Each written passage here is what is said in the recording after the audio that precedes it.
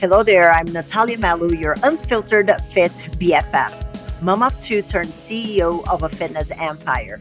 Someone who understands the struggles of trying to stay fit, sane, and sexy, all while juggling work, life, and motherhood. And this is the Unfiltered Fit Life podcast. Follow along wherever you're listening and join me weekly as I help busy working moms just like you simplify their fitness journey so they can lose weight, regain their confidence, and feel sexy AF.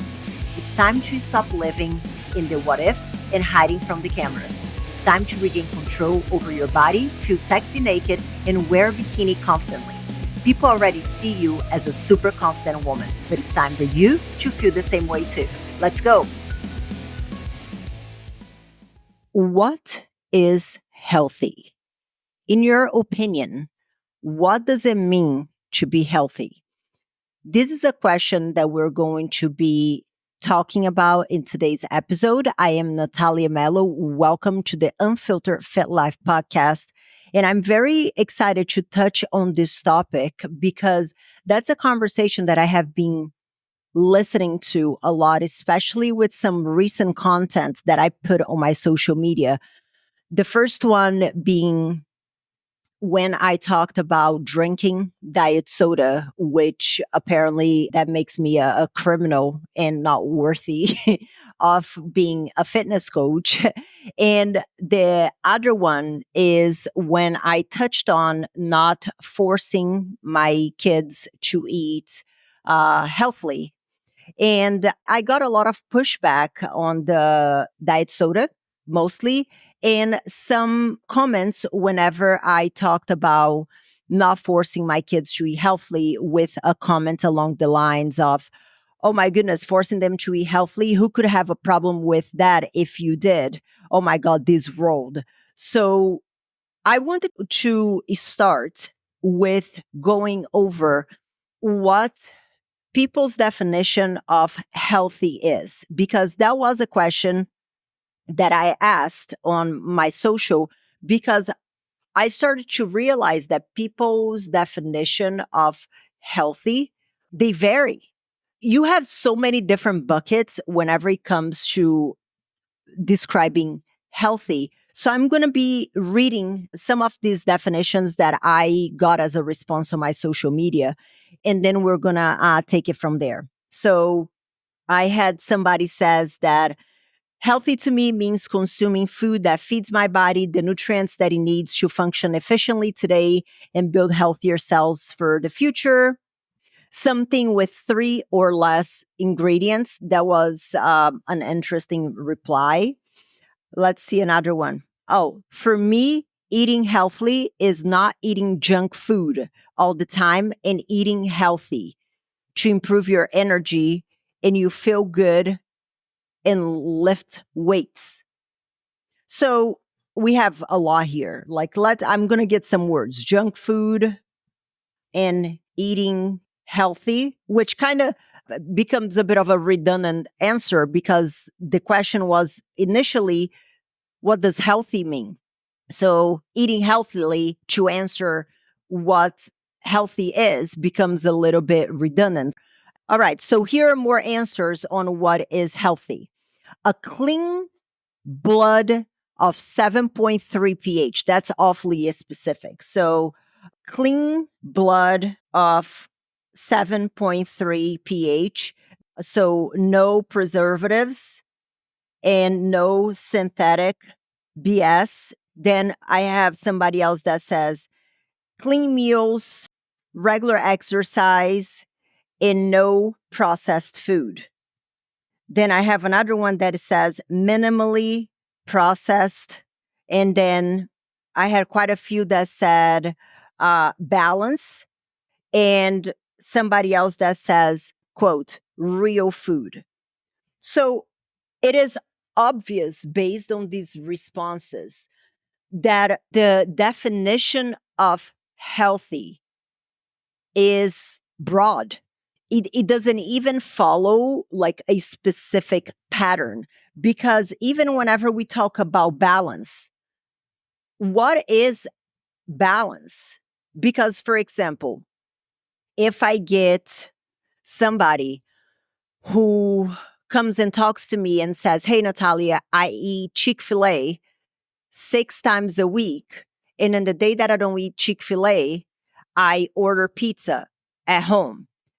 If I ask this person to eat homemade meals 4 times a week and only eat Chick-fil-A 3 times a week, that is automatically going to be a more balanced nutrition, even though that person is having Chick-fil-A or any kind of fast food 3 times a week. But then if I go to, somebody who has been vegan or is incredibly obsessed with the way they look and every single meal is cooked at home with the best organic whatever, that person's idea of balance is going to be very different than the other person that I talked about who is having Chick-fil-A 3 times a week, but that is already a progress from having Chick-fil-A 6 times a week. So even the whole idea of balance can differ from person to person. And whenever somebody says, "Oh, I should eat clean," this is another broad term that I do not know many people that can define what clean eating actually is. Because even whenever you ask 5 different people what they define as clean eating, they are all going to give different answers, very much so like the definition of healthy. And people are always attacking processed food. And what people don't understand is that even a lot of foods, they're perceived as, quote, healthy, end quote. They are processed. If you eat oats, they're likely to be processed. If you eat nut butter, processed. If you drink milk, processed. If you have the healthiest yogurt that the grocery store has to offer, it is processed. So people's lack of understanding on what processed actually is creates a lot of problems because there are a lot of what people perceive as quote unquote healthy foods that are processed.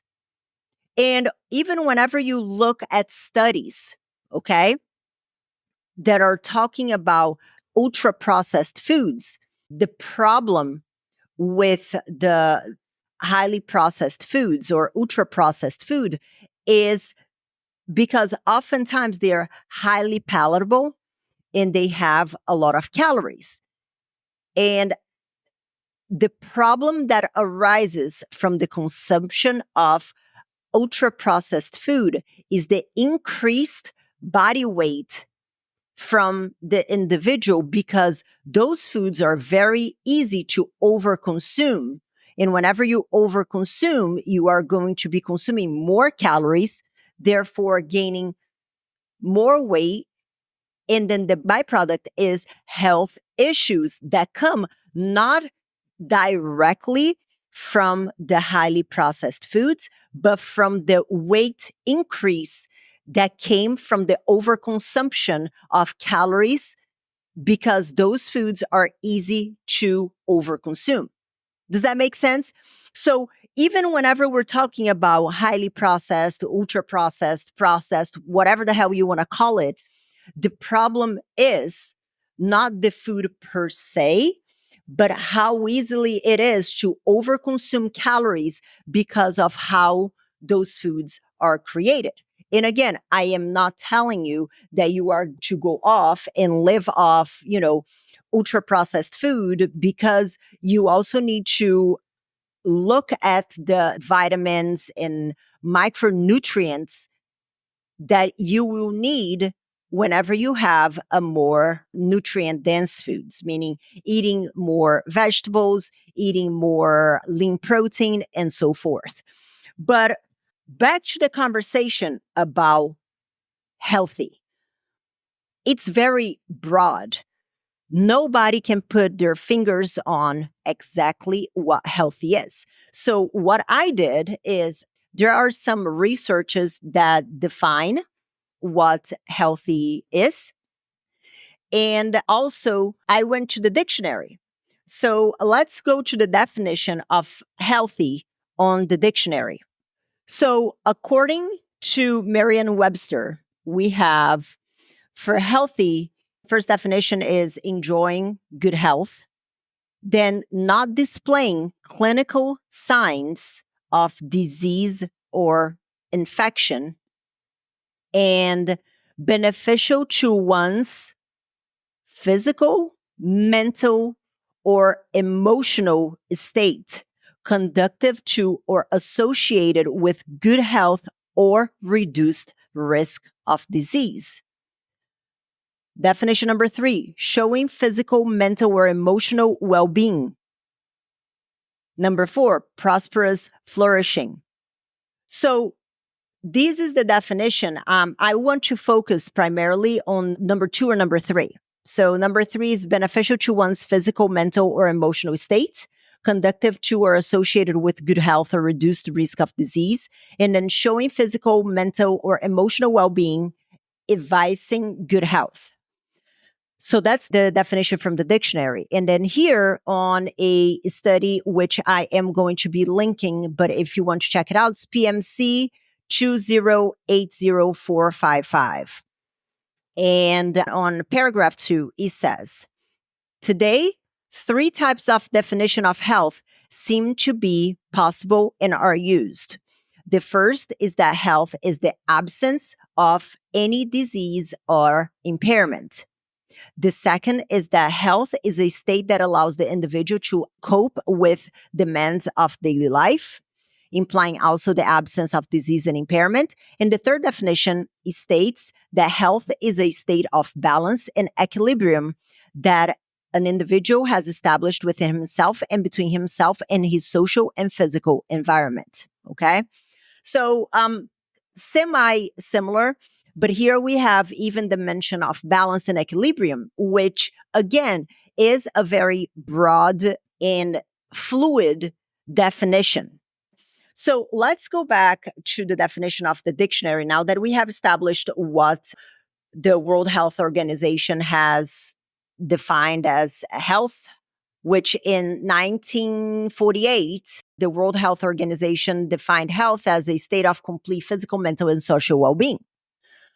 Whenever we're talking about health, as per this definition, it talks about the physical, mental, and emotional state, which leads me to talk about a big problem that we have. And it's a bit of a paradoxical issue whenever we're talking about health and fitness, and how absolute many people view certain stances within the health and fitness. And you're going to understand what I'm talking about in a little bit. There is something called orthorexia. There is also some research describing it from 2017. It's orthorexia nervosa, an obsession with healthy eating. So, on the conclusion of this study, we have the following quote: Orthorexia nervosa is perhaps best summarized as an obsession with healthy eating with associated restrictive behaviors. However, the attempt to attain optimum health through attention to diet may lead to malnourishment, loss of relationships, and poor quality of life. It is a little understood disorder with uncertain etiology, imprecise assessment tools, and no formal diagnostic criteria or classifications. So, what is orthorexia nervosa? Is the obsession with healthy eating, which then pushes to a restrictive behavior. And whenever I talk about the paradox of healthy, And with the variety of definitions that we have seen of what people perceive as healthy, we can start to understand how problematic the absolutes from a lot of people, sometimes in the fitness space, and sometimes who are just fitness and health enthusiasts, how absolute views can actually become more problematic than the healthy eating or not eating. Because if we go back to the definition of what healthy is, a big piece of it is the mental and emotional state, the benefits to one's physical, mental, or emotional state. And one thing that I'm seeing as a fitness professional in with a lot of the comments that I have seen recently on some social media posts that I have made is the obsession with what people perceive as healthy becoming non beneficial to their mental and emotional state because they start to become so concerned and so restrictive about everything that it stops being of any kind of benefit and it starts to lean towards what is a new kind of eating disorder, which is with the obsession with healthy eating. And people are constantly restricting more and restricting more and restricting more and restricting more, thinking that they are producing better outcome. But in reality, that is taking them down a path that is in no way, shape, and form healthy. There are these very dichotomous ideas in fitness that, you know, you either don't have sugar at all, or if you're going to have sugar, you're going to have breakfast, dinner, and snacks. And if you have any sugar, any at all, then you're not healthy. You cannot have sugar at all whatsoever. Why does it have to be either no sugar at all or all the sugar in the world? Why does it have to be that if somebody perceives, I don't know, artificial sweetener as, quote, unhealthy, why does it have to be, I am never going to have artificial sweeteners ever again? And oftentimes people become so obsessed with their idea of healthy or unhealthy that they lose critical thinking. Because even if we are talking about, let's say, artificial sweeteners, okay? A lot of the conclusion that has been made around the use of artificial sweeteners and its association with cancer, for example, they come from studies done in rats.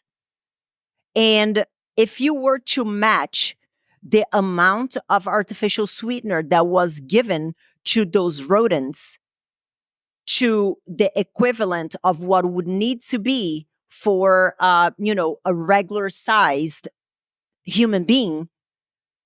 So they were giving roughly 8,000 milligrams per kilo of body weight. If we are talking about the average woman, so let's see here, what is the weight of the average woman? So in the United States, the average female weight is 77.5 kilos or 170 pounds, give and take, 170.9. So let's go with 77 kilos and not even count the half. If you times that times 8,000, that would be 616 milligrams of artificial sweetener per day for anywhere between 3 to 5 years for it to become cancerous. And I am not saying that you are to just go off the rails and, drink 2 liters of Diet Coke or Diet Soda every single day. but I'm just showing how a lot of people's idea of health are based on oftentimes flawed researches that many people have not even looked at, or because somebody who is their cousin's best friend's sister's grandmother told them, and because of it, they just, decided to follow that path. And I see this also oftentimes, and this is in no way shade, okay? But I see this oftentimes with those who are plant based, not the ethical vegans, but more of those who decide to go plant based because they saw something and watched some documentary on Netflix. Guys, Netflix documentary are not research. They have an agenda. I'm not saying for you not to watch, but I'm telling you to not come to conclusions because you saw some fuckface on Instagram telling you that, fruits are bad, or that, artificial sweetener is going to make you die. If you want to get to this conclusion, I encourage you to look at the research and use your own critical thinking. And look at all the research, the ones that are aligned with your own beliefs and the ones that are not aligned with your own beliefs.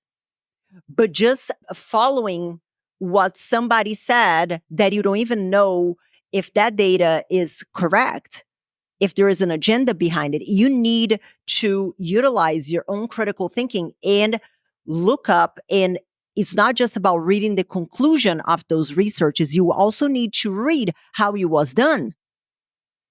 And this is information that you can have very readily available on the internet.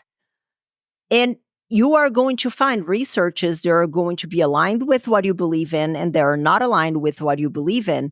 But read everything and then come to your conclusions, not because of a Netflix documentary or because some fuckface said something on their Instagram account and because they have loads of followers. Followers on social media does not mean that they know and they are accurate on the information that they're providing. And this includes me. If you see something that I am sharing, I encourage you to go and look up the information and see if what I'm saying is correct. I am encouraging you to use your own critical thinking to truly understand what healthy and not healthy is. Because whenever we're looking at it, everything in excess can be detrimental. If we look at water, if you have too much water, you can have water poisoning, disruption of brain function, electrolyte imbalance. That doesn't mean that water is bad. Water, in fact, it is necessary for humans to stay alive. But too much of it can be a problem. Too much oxygen. We all know that we all need oxygen to live. I'm not stating anything here that is groundbreaking information, but too much oxygen can cause hyperoxia, can cause oxygen toxicity, oxygen poisoning. Does that mean that oxygen is bad? No. It is actually necessary for us to stay alive. But if you have too much of it, it can be a problem. The same way that if you have too much of, avocado, which many people perceive as quote unquote healthy, it is a nutrient dense food item. But if your goal is fat loss, then having too much avocado is not going to align with your goals because they are highly caloric. And this is my opinion as a coach and as somebody who has had troubled relationship with food, which I have spoken openly about this on my social media platforms, on this podcast, that comes from my experience competing, where there was that obsession with healthy and being perfect all the time, that it just led to binging episodes because I was constantly so restrictive. And people are tripping over, the rocks, like big rocks, big stones, to pick up pebbles and have being tunnel vision with the impact, for example, let's say of diet soda or having an ice cream or having a glass of wine here and there. Oh my God, you're promoting alcohol. Is it realistic to tell somebody who is not planning on stepping on stage, who has a social life, who has to host clients or enjoys hosting people in their lives, is it going to be useful and healthy information for that person's lifestyle and idea of balance for me to tell that person that they should never, ever, ever drink again? Again, we're not talking about people that struggle with alcohol as far as having an addiction. We're talking about those who drink socially and who like to socialize and having, a glass of whiskey or a glass of wine as being a part of their socialization. Is that absolute going to help them create a balance, or is it going to impact their social life? Because then we're starting to fall into the orthorexia nervosa, which one of the symptoms is loss of relationships and poor quality of life. And even if we're not talking about the alcohol, let's say that we're talking about a dessert, taking your kids to have an ice cream. Oh my God, because ice cream is terrible, because dairy is going to kill you. So having an ice cream with my children is going to kill me because dairy is horrible? Or is this your skewed perception of healthy that it's actually an obsession with healthy, that it's an eating disorder? Do you guys understand what I'm saying? So, because whenever we look at the numbers, do you know how many deaths there are per year because of overweight and obesity? 500,000. And this is on a document that I have found. It is an article.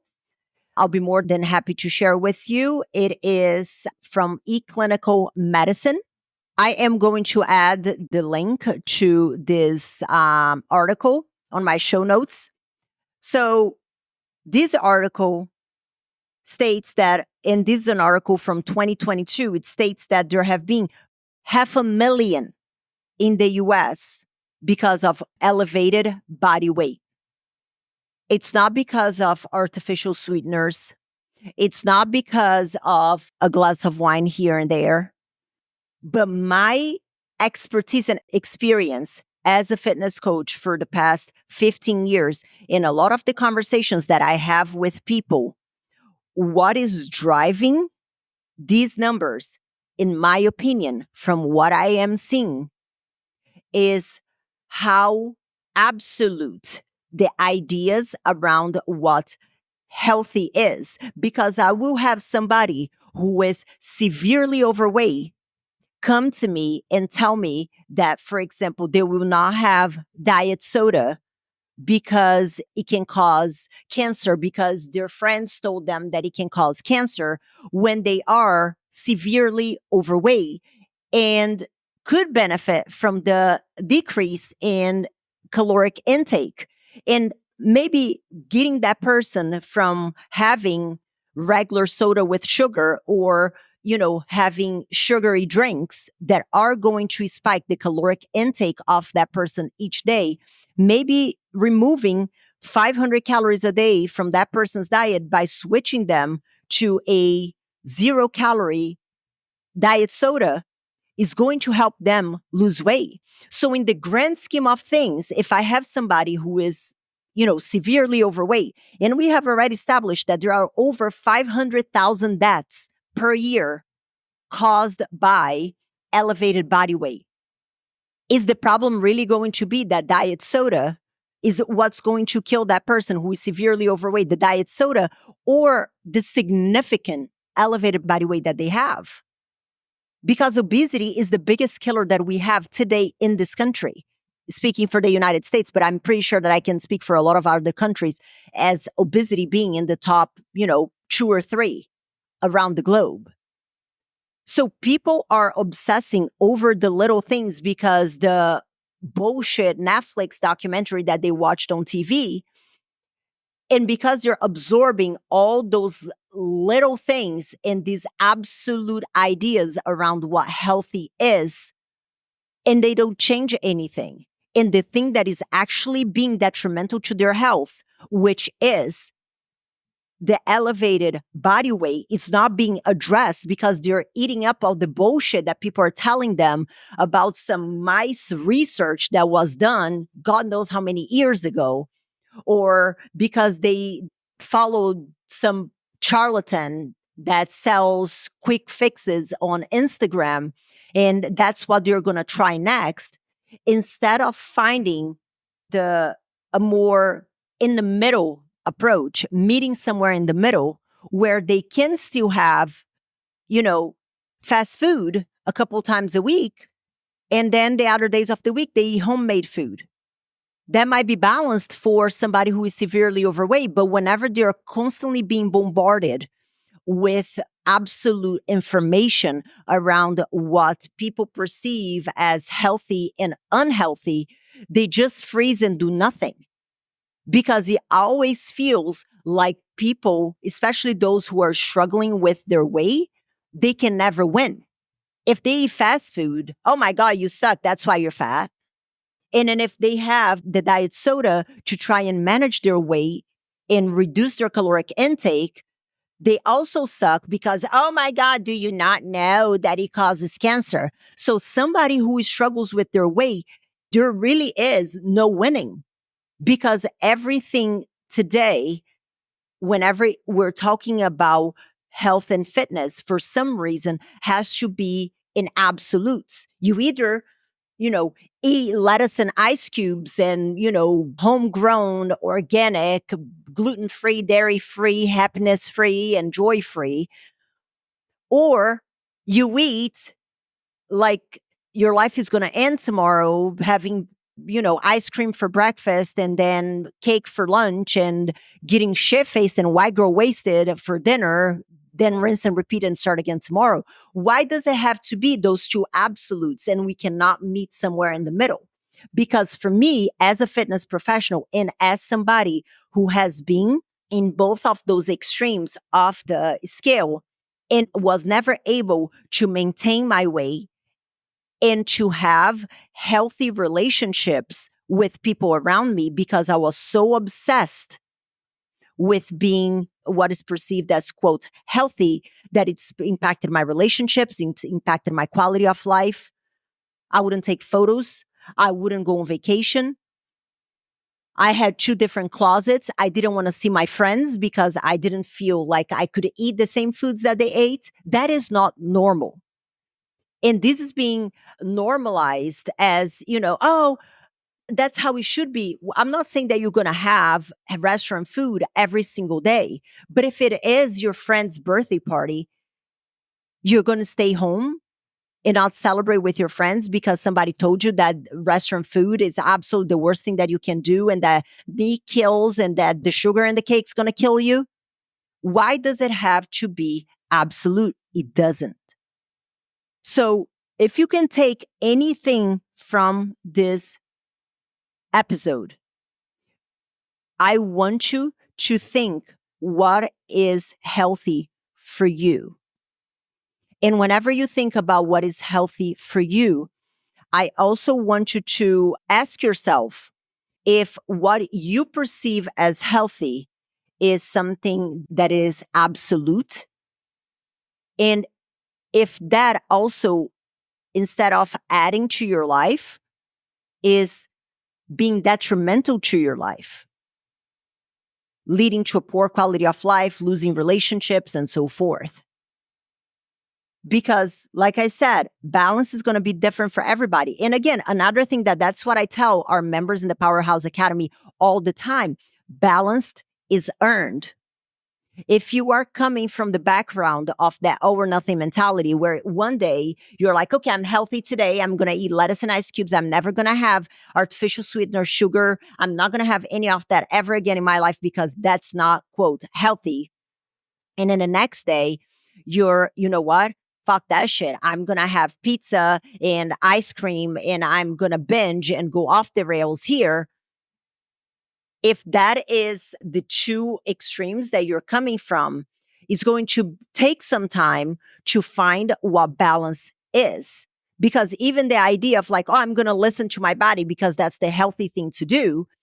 If you have been binging and, just eating whenever you feel like it, chances are that you do not know how to listen to your body because you have no idea what your body's telling you. Oh, I just eat when I'm hungry. Well, if you have been binging for God knows how long, chances are that you're going to be hungry all the time. Oh, but I don't like to plan. Well, you're not a child. Adults sometimes have to do things that they don't necessarily love and adore, but in order to have a better outcome on the other side, there needs to be some behavioral changes in finding that happy medium. But the truth is that happy medium doesn't sell. The extreme sells. And that's what is leading, in my opinion, to the 500,000 deaths per year because of increased body weight. Because everything is either or. So can I not have egg whites and oats for breakfast and then, have quinoa and chicken breast for lunch with a little bit of a diet soda and then have half a glass of wine for dinner so I can have a conversation with my husband? Why can't that be what is perceived as healthy and balanced? So I just want to give some food for thought. Let me know what you thought about this episode. And even if you want to share with me and send me a message on what, after listening to this, what your definition of healthy is, I would love to hear from you. My link to my Instagram and my social media platforms are down below in the show notes. And if you want to work with us, start to learn how to live this more balanced lifestyle and we start to work towards that. And again, it's not going to be an overnight kind of deal. It is a process. Balance is earned. If you want to learn how to have this more balanced lifestyle and start to work towards that, send me a message on my social media with the word coaching, or you can just schedule a call down below and fill out the questions, schedule a call, and then we can have a conversation and I can see what is the best strategy, if I can help you, and if I need to refer you to somebody else because it is outside my scope. I'll always be very honest. 20% of those who want to work with us don't. I turn them away because they just are not right for us at this moment. So I'll always be very transparent, very honest, and I'll not bullshit you. So if you want to schedule a call, there is a link down below to do so. If you want to discuss a little bit more on Messenger, on my Instagram, send me a message with the word coaching, and then we can take it from there. I hope you enjoyed. Don't forget to share this episode. That's your way of paying me. I hope this was valuable to you. And if you have any suggestions on what other topics you'd like me to cover here, send me a message on social. I'm always checking it there, especially on Instagram. I would love to hear your suggestions on what you'd like me to cover here. Thanks for listening, and I will chat to you next week. Adios. Bye. Thank you so much for tuning in this week. But let me ask you, what was your aha moment in today's episode? I would love to know. You can leave me a comment or voice message at the link in the show description. You can also follow me on Instagram and let me know what topics you want to hear more about or who I should have on the show.